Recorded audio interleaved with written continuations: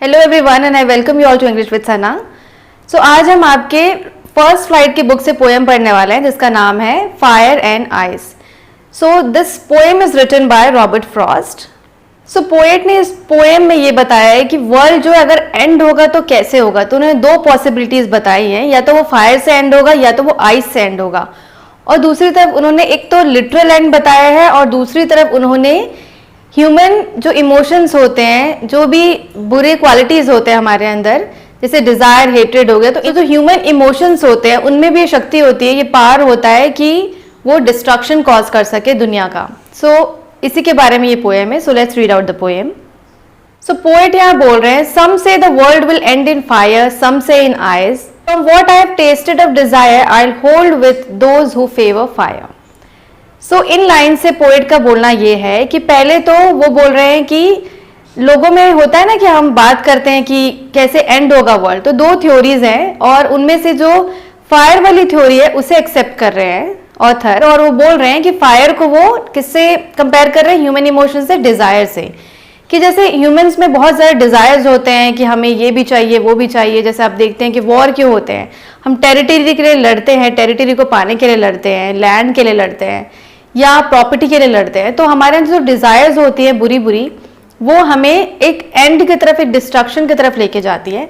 तो वही वो बोल रहे हैं कि जहां तक मैंने देखा है कि डिजायर में कैपेबिलिटी है कि वो एंड ला सकती है, तो पोएट इस थ्योरी को एक्सेप्ट कर रहे हैं। और दूसरी तरफ ये बोल रहे हैं कि फायर जो होता है, जैसे आपने देखा होगा कि अर्थ के कोर में, अगर अर्थ की कोर ज्यादा हीट हो जाएगी तो वो जो है बर्स्ट आउट हो जाएगा, अर्थ में जो है हीट जो है सरफेस पर आ जाएगा और सारा कुछ डिस्ट्रॉय हो जाएगा। तो एक लिटरल एंड बताया है कि कैसे लिटरली जो है आग से, फायर से डिस्ट्रॉय हो सकता है। एंड सेकेंड उन्होंने बताया है कि अगर हम ह्यूमन जो है वो ऐसे बुरे डिजायर्स रखते हैं तो वो भी हमारा डिस्ट्रक्शन का एक कॉज हो सकता है। सो अब हम आगे चलते हैं पोएम में।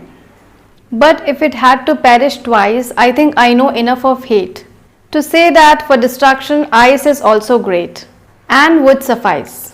सो पोएट इन लाइन से बोलने की कोशिश कर रहे हैं कि अगर अर्थ का 2 बार डिस्ट्रक्शन होता है तो आइस भी कोई कम केपेबल नहीं है, कोई कम एबिलिटी नहीं है कि वो डिस्ट्रॉय नहीं कर पाएगा। वो उतना ही केपेबल है जितना कि फायर है।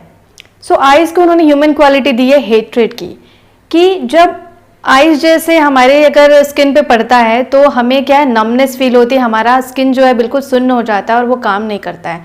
तो वैसे ही जब हेट्रेड अगर हम अपने दिमाग में पाल लेते हैं तो वो हमारे दिमाग को क्या करता है, सुन्न कर देता है। वो समझने की जो शक्ति होती है वो उसे स्टॉप कर देता है।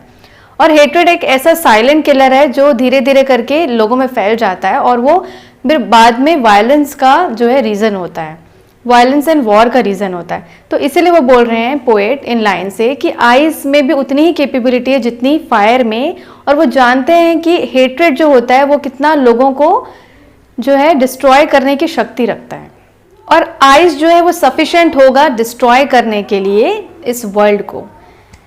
सो here we come to the end of the poem. तो पोएट यही बोल रहे हैं कि हमारे जो ह्यूमंस में जो क्वालिटीज़ होती हैं, अच्छी क्वालिटीज़ हैं तो अच्छी बात है, अगर बुरी क्वालिटीज़ हैं जैसे कि हेट्रेड, ग्रीड, वायलेंस जो हम करते हैं, सो ये जो बुरे क्वालिटीज़ हैं वो एक ना एक दिन हमारे वर्ल्ड को पूरी तरह से डिस्ट्रॉय कर देंगे।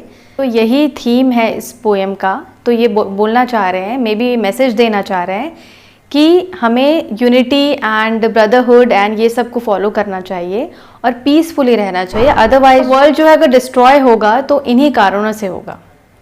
सो अब हम देख लेते हैं कि फिगर ऑफ स्पीच इसमें क्या क्या बताया गया है। सो पहले हम राइम स्कीम ले लेते हैं। इसकी राइम स्कीम है ABA ABC BC। ओके, सो हम देखते हैं कैसे हो रहा है। फायर एंड डिजायर राइम कर रहे हैं। सेकेंड स्टैंजा में ट्वाइस आइस राइम कर रहा है, हेट ग्रेट राइम कर रहे हैं। तो हम दूसरा फिगर ऑफ स्पीच ले लेते हैं। अब दूसरा फिगर ऑफ स्पीच है personification.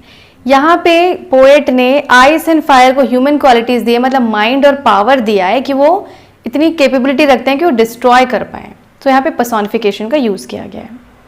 And next figure of speech है एजोनेंस। तो एजोनेंस में वोवेल साउंड रिपीट होता है, तो आप इस स्टैंजा में देख सकते हैं I hold with those who favour fire, इसमें ओ रिपीट हो रहा है।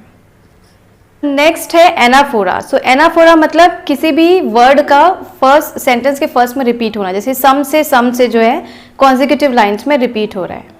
और यहाँ पे एलिट्रेशन का भी यूज हुआ है, जिसमें आप देख सकते हैं फेवर फायर, तो एफ साउंड जो है वो भी रिपीट हो रहा है। यहाँ पर एंजेममेंट का भी यूज हुआ है, मतलब जो एक ही सेंटेंस जो है वो 2 लाइन्स में जो है कंप्लीट होती है। तो आप जो है इस सेंसा को देख सकते हैं कि इसमें यूज हुआ है। But if I had to perish twice I think I know enough of hate. So ये एक ही सेंटेंस है जो 2 लाइन्स में रिपीट हुआ है। So I have given the detailed explanation as well as the figure of speech or literary devices. So hope you like the explanation, and do share the video to others as well, and subscribe to the channel and keep in touch with English with Sana. Thank you very much and happy learning.